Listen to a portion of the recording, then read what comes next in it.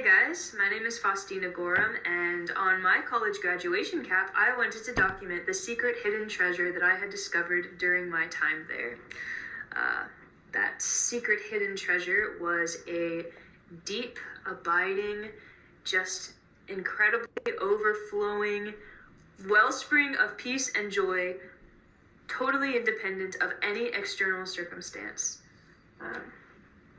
It's a little hidden treasure that I like to call invincible joy, and it's a gift that I desire that everyone would possess because there's plenty of it to go around. But I must warn you, if you desire to acquire this hidden treasure of invincible joy, then it is going to take some courage.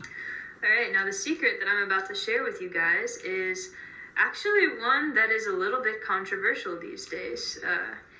It's a controversial secret because not a lot of people really want to hear it, and you will see why. Because the secret to my invincible joy, I'm telling you right now, is that I underwent a transformation in the way that I experienced suffering.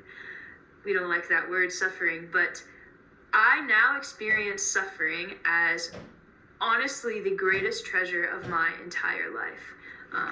There is nothing in the world that brings me or has brought me more interior joy and freedom and overflowing happiness than in the moments and because of the moments where I experienced the most gut-wrenching pain and sorrow.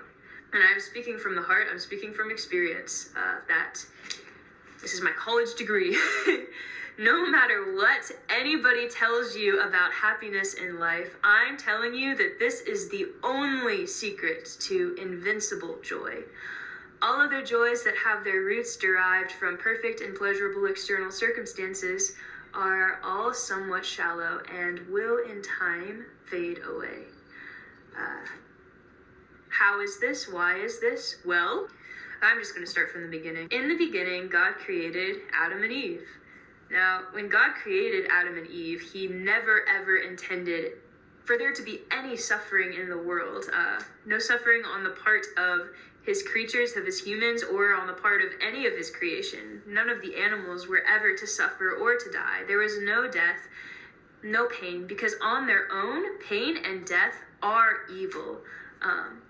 The reason that God made us, the original purpose, the order of our creation, the order of the creation of the world was that God made us, and he made this world so that we would be able to share in his joys, share in the joy it is to love, because the three persons of the Trinity just lived in this state of perfect joy, happiness, and ecstatic bliss of loving each other, like between the triangle, the three persons, and it was paradise, an overflowing paradise, and he wanted to share the happiness that he had within himself with us. And so just in an overflowing wave of love, he created this entire world when he said the words, "Fiat lux, let there be light." And yeah, in those words, he created the world to share in that communion of love with him, just so that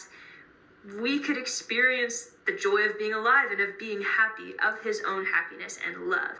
And it's true that once God created Adam and Eve, his joy, God's joy that God experienced because of Adam and Eve actually returning the love he was giving them, like, it was incredible. Like, Jesus has revealed to certain mystics that it was just bliss for God. Like, Adam and Eve's every motion just sent him into a swoon of love. Like, God's joys too were ever increasing, like in a way that would only have been possible with his creatures.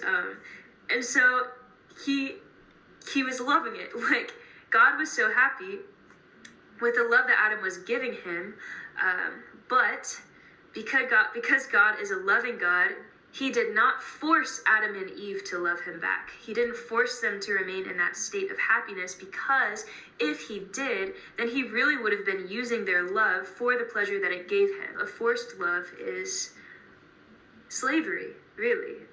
Our God is not a God of slavery, and that is why he had to give them a test. He didn't want to just test them. Like, it wasn't a test that he was like wanting them to pass or fail and see if they're good enough. It was like, no, he gave them this test, which we all know what we're talking about probably, the test of the fruit from the tree of the knowledge of good and evil that God placed in the garden. And he gave Adam and Eve one command, literally only one command, and that was, do not eat of this fruit, because if you do, then you will die.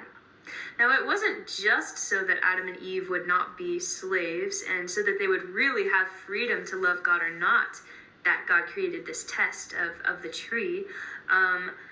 But the other reason why God allowed for this test, why God provided this test, was because he was actually providing Adam and Eve with a great, great gift, a great opportunity. And that opportunity was to perform an act that was actually truly heroic, right? Because before the test, loving God was the only thing that was possible. It was easy. There was no sacrifice involved. There was really no choice involved, right? But in providing Adam and Eve with this opportunity of sacrificing something that is good, something that they want for love of God, he was providing them with an opportunity to perform an act that was heroic, that would have been an example for all of us to look up to, of the ultimate expression of what it means to be made in the image of God, right? Because if you really think about it, the ultimate expression of love is to sacrifice something, to sacrifice one's own will for love of the loved one. And we have to remember, like, we have things so complicated now in our society. Like, there's so many different things, like there's so many different like options and goals and purpose. And what does it mean to be human? That we've actually kind of forgotten what it really means to be human. Like, when it really comes down to it, what it means to be human, to be made in the image of God, is to love, just to love God, to love each other, to be nothing but love. And yeah, if that's the bar, if that's like what we're aiming towards, then yeah, it would make sense that moment, that climactic moment when Adam and Eve would have, felt like an inkling toward that good, like felt something within that. If Adam and Eve had told that temptation within them, no, I love God more than anything, and I'm willing to sacrifice this good, even something really good for me, for love of God, then that would have been a beautiful act that we would have looked up to for all generations. Well, we all know the rest of the story. Our first parents, whose very purpose for existence was to receive love from God and to return that love back to him, in the moment when they were confronted with a choice and the opportunity to perform a beautiful, heroic act for God and for us, they failed. And this failing in this one moment, actually, it made them plummet so very far, because in that moment they were doing something that was unnatural to the human body, to the human soul, to the human machine. God designed man to be this complex of love, this organism of love, of free love. And when Adam and Eve rebelled against that love and turned in on themselves, they were actually doing something that was unnatural to the way that they were designed to be. And in that moment, they broke themselves, the machine of their soul, the machine of their bodies even. It would be like filling the gas tank of a car with hydrochloric acid instead of gasoline. And that messes up the system. This is something that actually causes great damage. You could say that in the fall, because they filled themselves with something that they were not created to be filled with, meaning they were meant to be filled with God, but instead they filled themselves with themselves. Because they did this to their systems, they damaged their systems, right? And because they were our first parents, they were meant to be the head of the human generations, we inherited that same brokenness. And now, like, you could say that our parents and us, we are sick. We were born broken. We were born sick. We were born with broken engines. We were born with a tendency to seek our own personal interests over that of God and over each other. Yeah, this is the mark of original sin, and this is the reason why the world is such a mess. The only reason why there are so many problems in the world is because of us. It's because we are inclined to seek our own personal pleasure and satisfaction over the good interest of our neighbor. So basically, one very short answer to the question of why does God allow suffering in the world is because he created us free. Because he's not a God of slavery, he allows us to use our free will, and he allows us to choose things that are contrary to what we were designed to do. In most extreme cases, this ends up in murder or horrific crimes.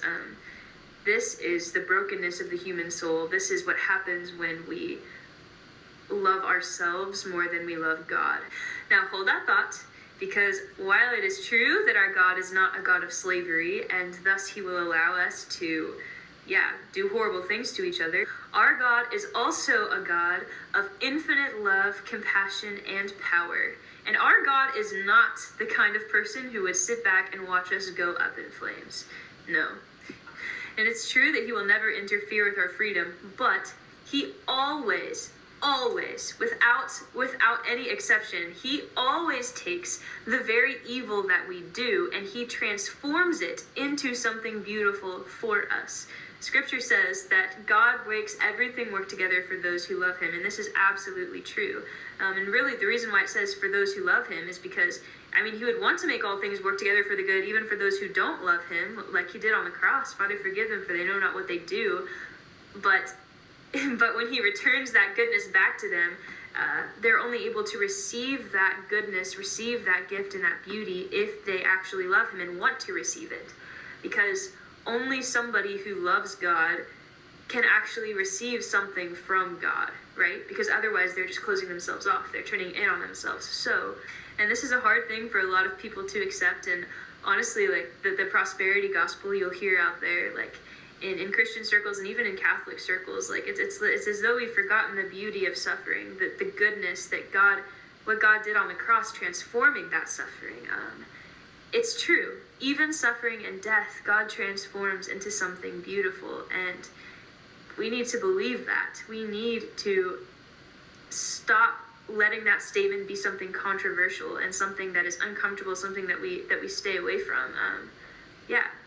Suffering and death are beautiful things, not in and of themselves, because of themselves they're evil, but they are beautiful things because of what God does to them. The death of Jesus was the most tragic and horrible event in human history, and the resurrection of Jesus was the most glorious and incredible, amazing, beautiful moment for human history, the most beautiful victory that there ever has been and there ever will be. And the truth is that the resurrection of Jesus would not have been possible without the death of Jesus. Like, the resurrection of Jesus would not be as glorious as it was if he hadn't have suffered so deeply. There's a direct inverse reaction here. Like, the amount of suffering that Jesus experienced is actually proportional to the amount of glory that exuded out of him when he rose from the dead. And that glory that was coming out of him, that distinct glory that was coming out of him, that victorious glory of God dying and rising from the dead, would not have been possible if he hadn't have actually suffered and died. Now, this is the part that people don't really like.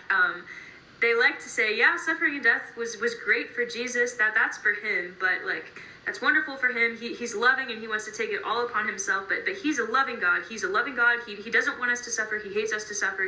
Jesus is not selfish. He did not want to keep the suffering and the death for himself. He did not want to keep the glory of the resurrection for himself. He wanted to share with us that glory and actually allow us to enter into it and live it out in our own bodies and souls. What an incredible gift that is. Only our God is so amazing that he could actually transform the symptom of our sickness into the antidote for that very sickness. Suffering coupled with love ultimately is the antidote to our very brokenness. And of course, death is a gateway to eternal and infinite joys, the same joys that we were always meant to experience before sin existed in the world in the first place. And so yeah, suffering and death are the greatest gifts that God has allowed us to have. All right, I want to break it down a little, what I mean when I say that the symptom of our sickness became our medicine. Basically, if you think about it, the original sin that started this whole mess was because our first parents, when given the option to heroically sacrifice something good for the love of the beloved, they failed to make that sacrifice. Okay, so now we now have suffering in the world because of that. Now, you may have heard Jesus being referred to within the Catholic Church as the quote-unquote new Adam. This is a title that Jesus is given, the new Adam. The reason that he is referred to as the new Adam is because in order for mankind to be put back together, God had to become one of us and redo that same test that was given to Adam when he fell. And as we know, when given the option, Jesus chose to put aside his own self-interest to repair for Adam's failure to heroically sacrifice the good of his fruit out of love for God. But Jesus heroically sacrificed something infinitely more good, his own divine life, for love of the beloved, us, even the very ones who were hurting him. Okay, now this is the part that's really mind-blowing, because if you think about it, if Adam had actually passed the test, that heroic climactic moment when he chose to sacrifice his own self-interest for love of God, that would have been the most beautiful expression to the human family of what it means to be made in the image of God. And it is only due to his fall that suffering and death was possible in the first place, right? Because before the fall, there was no such thing as pain. And so really, I mean, it seems pretty silly. Like, really, that would have been the most climactic, beautiful, incredible moment that would have been possible for us to look up to? Dang, that seems kind of lame. Like, okay, you chose an infinite God over a piece of fruit. Like, big deal. Okay. It would have been a big deal. It would have been really, really beautiful. And really, we can't see the beauty of like the human soul and love because these are things that are unseen. But anyway, because Adam failed that test, suffering and death were now introduced into the world, and therefore the potential, the capacity of the depth of love that could be expressed was just exponentially increased, right? Because now this new Adam, Jesus, like, not only is he God, but he is given a much more climactic and incredible, beautiful, heroic option than Adam was, because it wasn't even possible for Adam to have that option, because there was no sin in the world. Okay, you may have heard the expression, "Oh happy fault of Adam, oh happy fall," because if Adam hadn't have fallen, then we would not have such a beautiful example in Jesus. We would not have such a wonderful Redeemer. The glory of God would not have been expressed in that particularly beautiful way that the glory of God was expressed when he sent his only son to come and die for us on a cross. And you do realize that the glory and the merits, like the good deeds that people do on earth, it is related to the amount of joy that is passed up into heaven. That's why it says store up your treasure in heaven, right? It's really treasure that we are storing in heaven when we do good actions. And so the ultimate example of the treasures that are being stored in heaven, the greatest good was when Jesus died on the cross, right? That's like crazy treasure, so much glory that wouldn't have been possible. Glory that wouldn't have existed if it hadn't have been for the crucifixion of Jesus. And so it's actually true that because there are greater degrees of love possible now for the humankind, because Jesus is now the ultimate example of who to look up to as the head of the human generations. Jesus is the ultimate example of what it means to be made in the image of God, and he's not just to be put on this separate pedestal, like, I mean, obviously he's God, like he will always be on a separate pedestal, but he wanted to invite us to follow him, like he wants us to be his children. We are his children. He wants us to actually look like his children. He wants us to resemble him and to be like him. And so we have him as our example that we are to imitate in the ultimate expression of what it means to be human now in this fallen world. it's a little bit different than it was in the perfect world. The mystics and saints throughout the centuries have taught us that the greatest gift that God can give to a soul is the gift of suffering. And that's obviously a hard saying for a lot of people to accept, and a lot of people flat out reject it, really, or ignore it. They push it under the rug. They pretend it doesn't exist. But I feel like if I could tell anybody anything that would just radically transform their life that I want to share with the whole world, it is that suffering is the greatest gift that God can give to a soul. And really, to me, it seems that it's the only way that makes life make sense, and it is the only way to really be able to follow the scripture, have peace in all circumstances, like no matter what, this invincible joy. Because the joys in life, the happinesses, the pleasures, like those are wonderful. It's easy to have joy there, but to be able to have this really a paradigm shift, really a perspective shift that is easy to make unless you don't want to make it, that suffering is a gift. Well then, literally everything is a gift. So our souls are infected with vices and selfish tendencies that turn us away from true love, right? Which is God. But when suffering comes into our life, we can choose to buckle down and put the virtues into practice that counteract those vices. But it is suffering that causes us to have to employ great effort, right? It's like building muscle in the gym. In order to get stronger, the muscles need to work against resistance. That's why, like, fasting is a practice. Like, in the Bible, like, God had his children fast. Fasting tied to prayer is like a workout in the spiritual life. It is what enables us to build the muscles of virtue that actually counteract our illness and begin to restore us back to how we were. So this is why fasting tied to prayer is so important in the spiritual life. That's another thing people don't like to hear. Fasting and prayer, it's not just prayer. Prayer and fasting is very important in the spiritual life if you're really serious about growing, because it requires us to work our spiritual muscles of self-denial, of telling our desire for self-satisfaction no, and choosing instead to mortify our flesh and sacrifice our own self-interest for the good of the other. Oh my goodness, does that remind you of anyone that is amazing? Does that remind you of the first test, the original test, and ultimately the test that Jesus passed for us?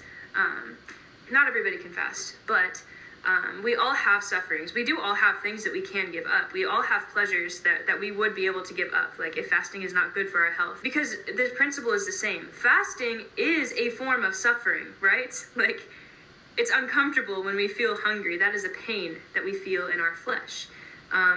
But the same principle of fasting can be applied to literally any suffering that comes into our life, even if it's something like a very small annoyance that we don't enjoy. The changes in the weather, having a wrinkle in your sock when you're walking, and it's annoying. Like, if you use this and don't like grumble about it and let it be something that causes you to enact a vice and to choose your selfishness, if you instead choose to take that suffering and use your virtues to conquer that suffering and give it to God as a gift of love, then that would have been a beautiful and heroic offering, a beautiful and heroic act of love, right? And so every time that God allows a suffering in your life, be it something small, be it fasting, or something really, really big in your life, like he's actually providing you with a wonderful, wonderful gift that you have the opportunity to perform a heroic act, another heroic act of love, which will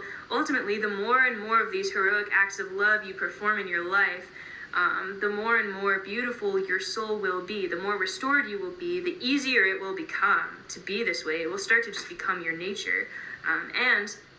And the more glory you will have in heaven. Jesus has told mystics that the souls who have the greatest degree of glory in heaven, which really means like they have the greatest capacity to receive glory, are the ones who have loved the most and the ones who have suffered the most. Not just suffering by itself, but suffering in a way that they accept it, in the way that they don't turn in on themselves and they turn toward God. So if God is sending you a lot of crosses, oh my goodness, what a gift. It's because he wants you to have a great, great, great capacity for infinite joys for all of eternity, when earth is so very, very short, right? He sees the big picture, and he wants you to have the most happiness that you possibly can. And that's why he sends you suffering. Don't waste it. Suffering will only become your antidote if you let it. If you let your suffering draw you to throw a big pity party for yourself, then you are turning in on yourself and away from love. And eventually, if you keep going in that direction, you will only grow hardened and bitter and resentful against God and against the ones who hurt you. So we can see everything is a free choice, right? We all have the option to make whatever we make out of the cards that are given us in life, the cards that God in his wisdom has so lovingly allowed for us to play. If you are someone who has been abused in your life by somebody else, then you have two options. You could continue that cycle of abuse. You could let it make you grow resentful and hateful by turning in on yourself with that suffering and be beaten down by it, or you could become a victor over that abuse, and you could say, this stops with me. This is not going to be a pattern that continues. Everybody is left options. No matter how hard their life is, you always have the free choice of what you want to be. God wants you to be a great saint, but he's not going to violate your freedom. The Catholic Church teaches that we can actually unite every single suffering, everything we experience in our lives. All the sufferings we endure, we can unite with Jesus' sufferings on the cross, and thus have a share with him in redeeming the world. And so you might hear the phrase, offer it up. If you're feeling a pain or something, say, oh, I offer this to Jesus. That actually, it's kind of the same principle as fasting, really, which is scriptural, that pain offered to God, that prayer contains more power, right? And more capacity for grace to be spread over the world, right?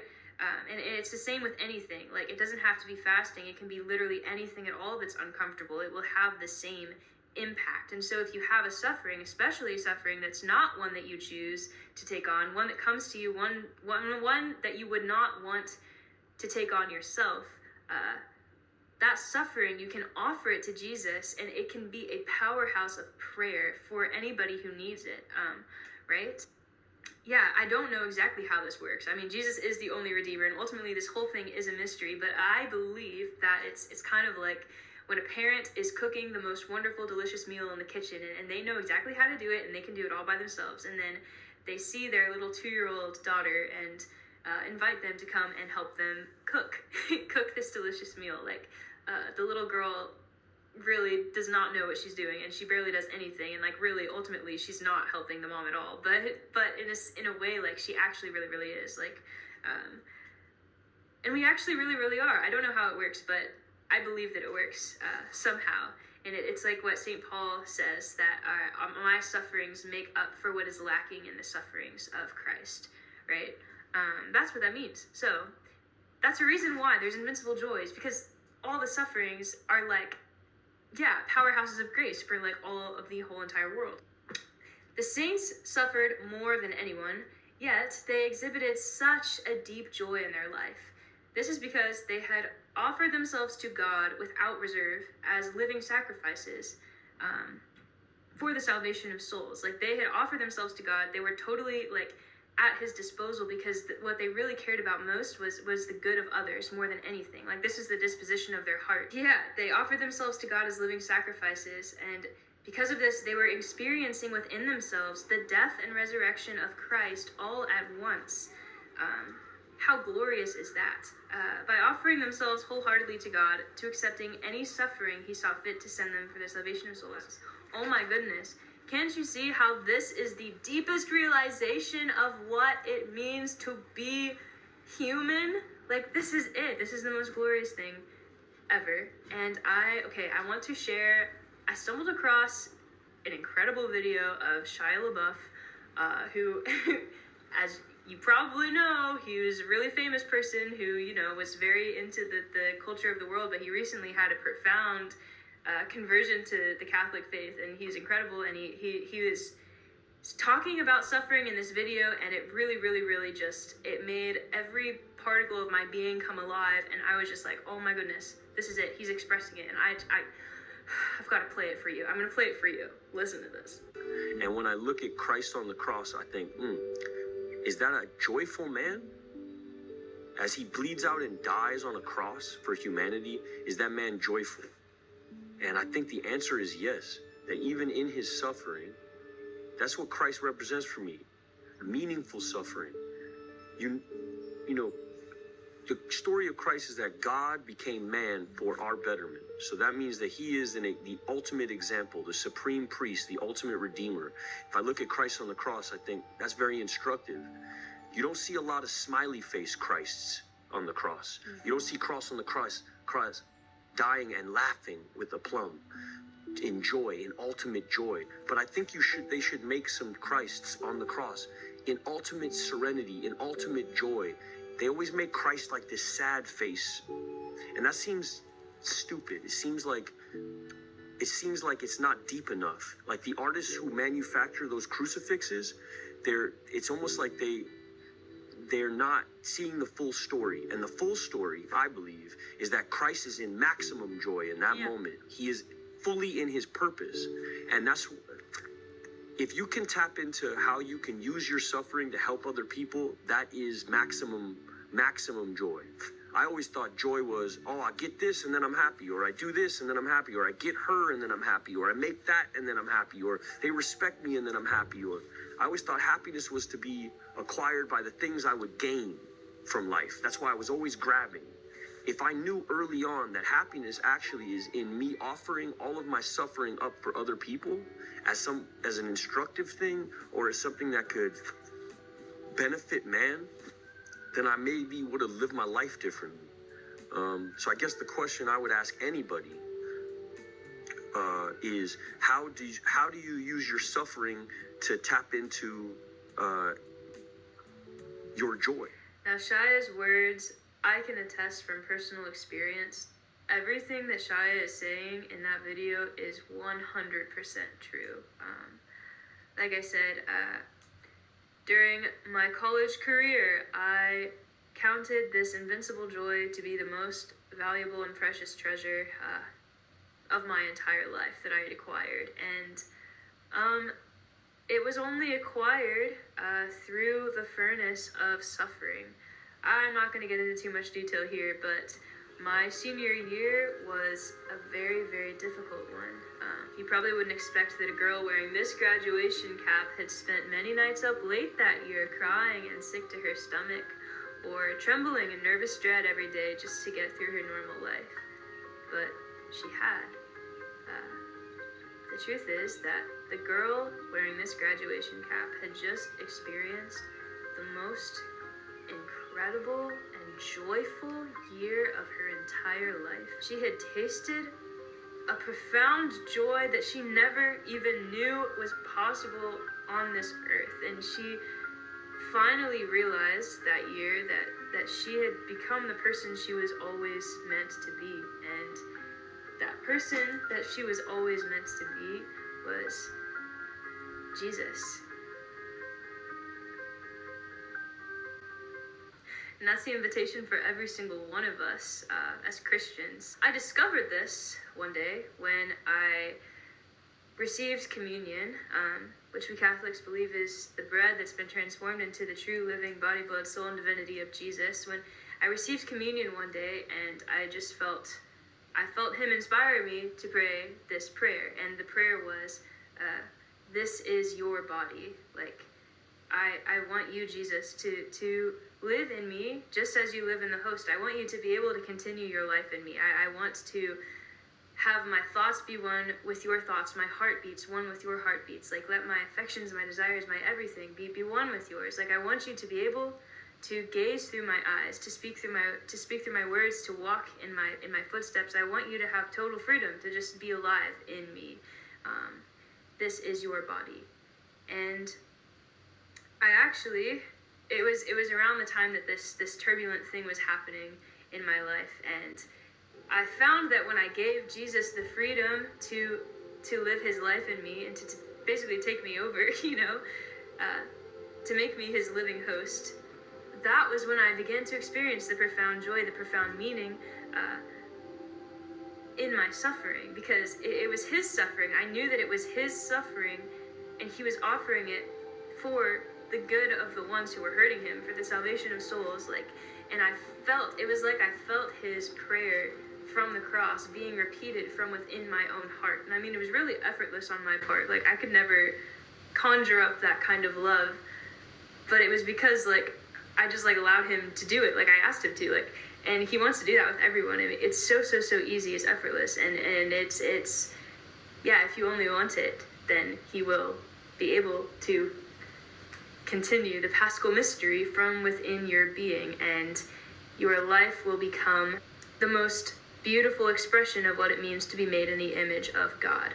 I actually wrote a song about this during this time in my life. It was right in the middle of this really painful time in my life that I just all of a sudden started writing this song, and I had never written songs before. I'd never written a good song before, okay? I had tried to write songs for a really long time.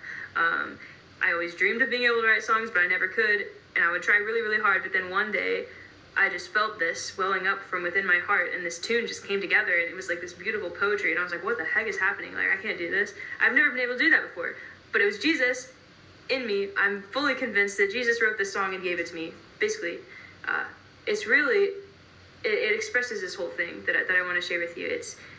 It's called Tum est enim corpus meum, which is Latin for this is your body. An ode to the Eucharist.